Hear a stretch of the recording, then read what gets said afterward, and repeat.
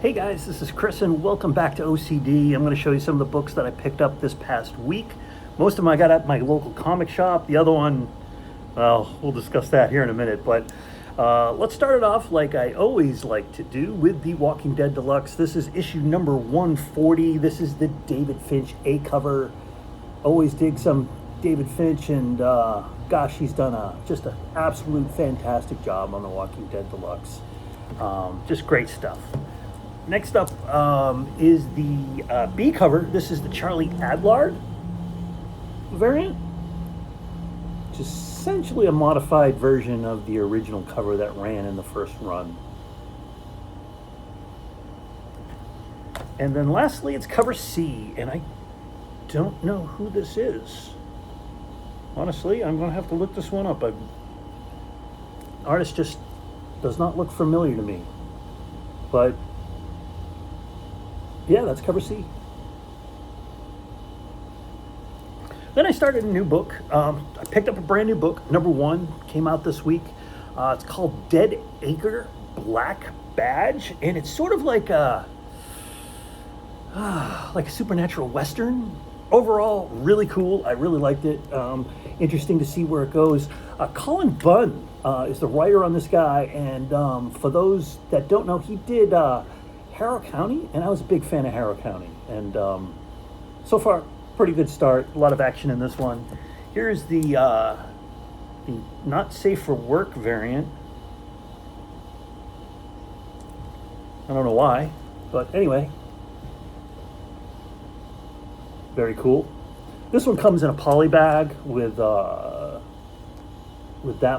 on the front of it to obscure the comic. Overall, I've seen a lot worse off of Walking Dead covers, so I don't know why they decided to do that. Anyway, next up, Batman number 11. I did read this one. This was pretty good. I like where this is going. A lot of fun there. Now this last one is a funny story. This is a kind of a rookie mistake. I saw this on eBay, and my heart started to flutter because there is a book out there that I don't have.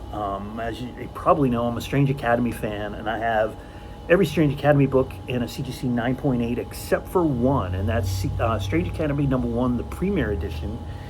And I've never seen one, and there's 3 on the CGC census, so I know it exists, but I've got no pictures of it, so I don't really know. That's not true. I do have a picture of what I believe the cover is. And I saw this on eBay and I bought it. I just bought it because it matched the cover. And I'm like, whoa, this could be the premiere that I needed. And when I got it, well, it wasn't quite what I expected. But to make the story even more interesting was the seller contacted me through eBay and said, I don't think I have that book anymore. I can't seem to find it. And I'm like, oh, that's too bad. It's one I really, really wanted. And then he ended up going to hunt it down, and he ended up finding it. And sure enough, it got delivered. It was advertised as Strange Academy number 1, and it was advertised as a comic book. And this is what came. Now, for those of you that don't know, this isn't a comic book. Now, I didn't have this, and I think it's kind of cool. I didn't send it back because it's a shame on me sort of thing. But what this is this is one of those free magazines you get at the at the comic book store. And it's kind of like a coming attractions book newspaper. And comic shop news is essentially what it is. So, needless to say, this is not a comic book. I didn't pay a lot of money for it, but it